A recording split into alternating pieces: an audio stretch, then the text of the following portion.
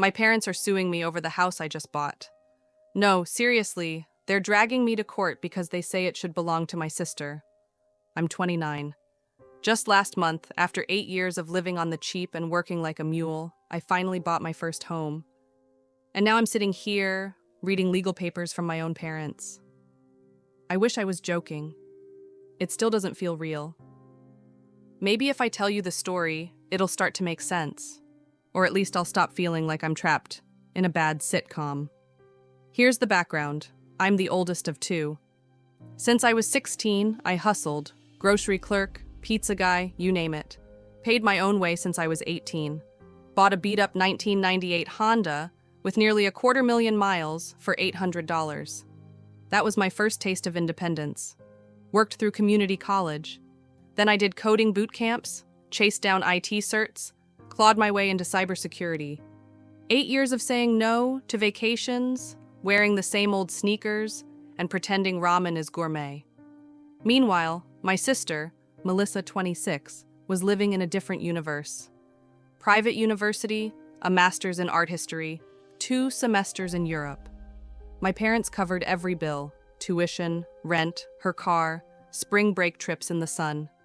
I didn't even get a graduation party. She got a car for hers. Every spare dollar I earned went into my house fund. No frills, no drama. I finally did it.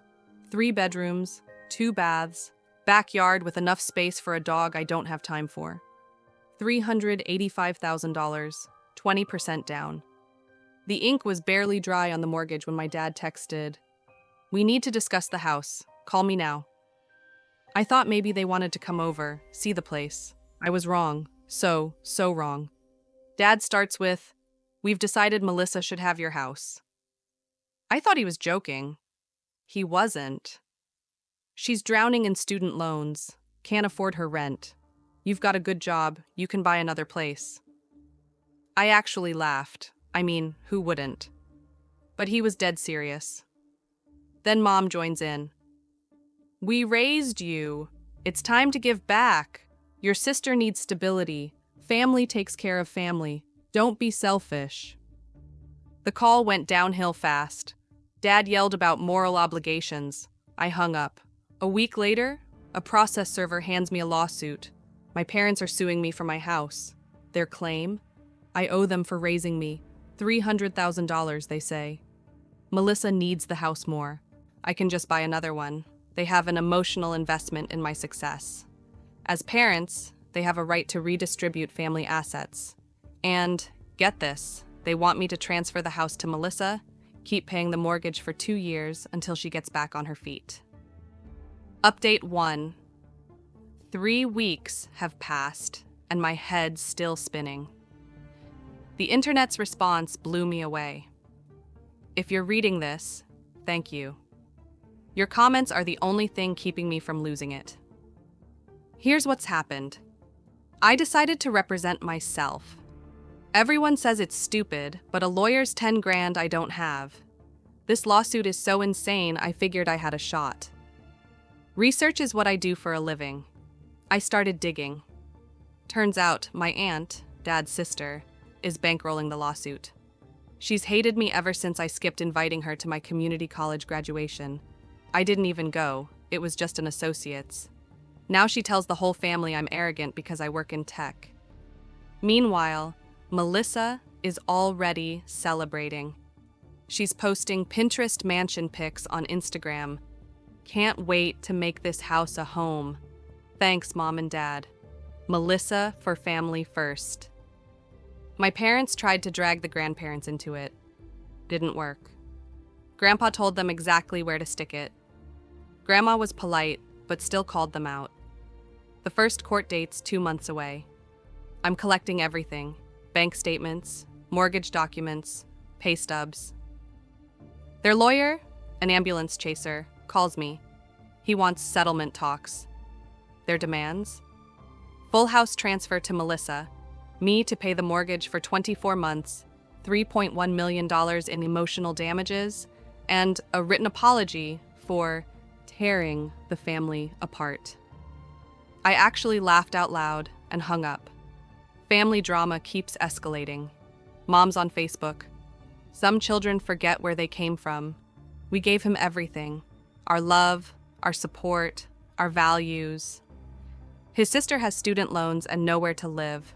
A good son helps his family. My aunt fired off a comment. Shameful behavior.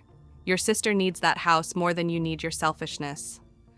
Next thing I know, I'm officially uninvited from Thanksgiving. Mom hit up the whole family group chat. Due to recent events and my name's choice to ruin his sister's future, he's not welcome at family gatherings until he makes it right. Fine by me. I'll order Chinese takeout and watch football in my own living room. Update 2. Court day finally arrives, 2 months after my last update. Just walked in the door, still can't believe what I witnessed. I got there early, wearing a suit and armed with a fat folder of documents. My parents showed up with Melissa and my aunt, every single one of them in matching Family First t-shirts, like they were a flash mob for dysfunction. The theatrics started before the judge even sat down. Melissa charged at me, arms open, voice ringing. "I forgive you for making us do this." I stepped aside and let her lunge past me. My aunt started muttering, "Ungrateful?" like a snake with a grudge. Court began. The judge asked for opening statements. Their lawyer was already looking like he regretted waking up that morning. "Your Honor, my clients devoted their lives, love, and significant resources to raising the defendant.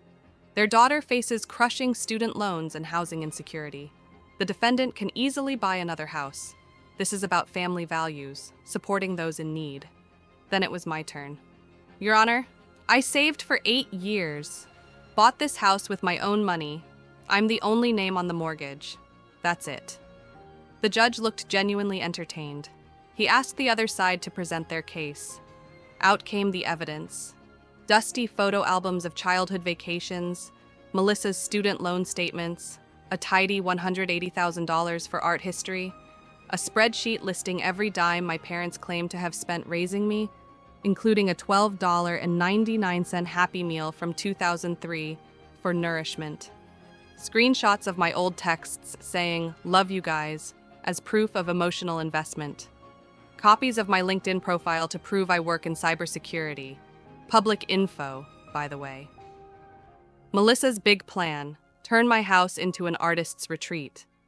When it was my turn, I pulled out my bank records, every dollar accounted for. Mortgage docs, only my name. Receipts showing I paid for my own college. Emails begging for help with textbooks and getting back, "We're focused on Melissa's education right now." Then came the main event. Judge: "Melissa, what's your employment status?" Melissa: "I'm in a transitional period focusing on my artistic growth." Judge: "Are you employed?" Mom, butting in: "She's an artist, a digital content creator." Judge: "Does she have any income?" Dad: "Income isn't what defines someone's worth." Aunt, practically shouting: "She deserves that house more than him." The judge threatened my aunt with contempt. Back to Melissa: "What kind of digital content?" Melissa, beaming: "I'm a TikTok dancer and lifestyle influencer." Judge: "And how much do you earn from that?" Melissa: "I'm building my brand. These things take time." The judge's face said it all. "Let me get this straight. You want your son, who worked and saved for years, to give up his house to your unemployed daughter with no plan for a job, and you want him to keep paying the mortgage?" Their lawyer tried to speak up. Judge cut him off. "I've heard enough. My ruling will be in writing." 5 days later, I got the letter. Case dismissed. Update 3, 1 week after court. Judge's exact words: "This case lacks any legal merit whatsoever." But the real circus started on the courthouse steps. My aunt lost her mind, shrieking that I'm dead to the family and will rot alone in that house. Melissa dropped to her knees, howling, "You've stolen my future!" My mom looked me in the eye. "You're no longer my son." Dad just shook his head, said, "You've destroyed us." Got home to find my new security cameras already earning their keep. The night after I got served court papers, I caught some family activity. Melissa snuck up to my car, glanced around like she was auditioning for a bad heist movie, then chickened out. My aunt, clutching a can of spray paint, made it halfway up the driveway until my motion lights popped on. She spun around and bolted, filed a police report with the footage before I even took off my shoes. That night, social media turned into a full-blown battlefield. Melissa launched a GoFundMe, "Help me buy a house after my brother stole my future." The description read like a soap opera. I was accused of manipulating the legal system and abandoning family values. The whole thing got flagged and was soon under review for fraud. Mom wasn't far behind, plastering every local Facebook group with posts about my betrayal. Most admins deleted her rants for harassment. My aunt fired off some vague online threats, then deleted them once people started pushing back. I documented everything, started the paperwork for a restraining order. Slow, but necessary. Then the family group chat erupted. My cousin, never one to sugarcoat, finally snapped to you, "Didn't you pay for Melissa's $200,000 education while my name worked graveyard shifts to put himself through community college? Now you want his house too?" That opened the floodgates. Uncle. Remember when he asked for $200 for books and you bought Melissa a MacBook instead? Other cousin. Melissa's graduation party was $15,000. He didn't even get a dinner. Grandpa weighed in with a hammer. "You two are disgraceful excuses for parents. My name succeeded in spite of you, not because of you."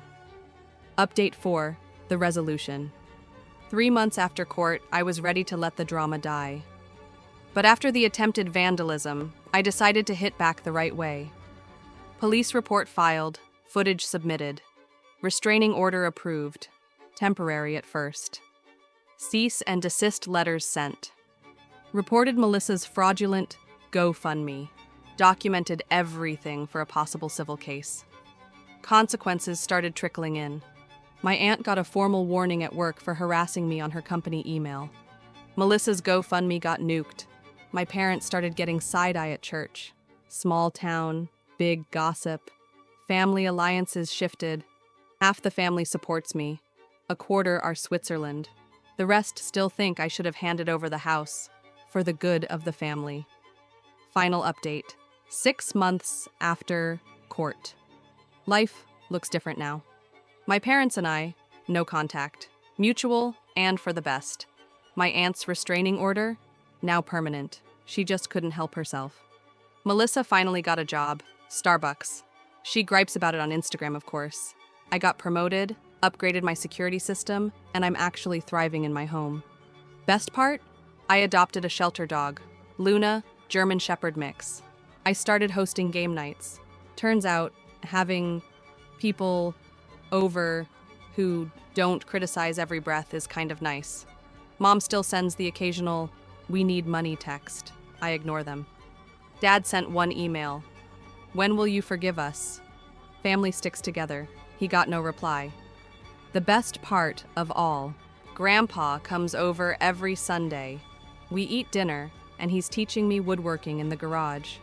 Turns out he always wanted to, but my parents kept making excuses. Last week, he looked at me and said, "I'm proud of you, kid. You stood up for yourself." For those wondering, yes, my parents genuinely thought they could sue their adult son for his house and win. Yes, Melissa really believed she deserved it, because suffering through college somehow trumped years of work.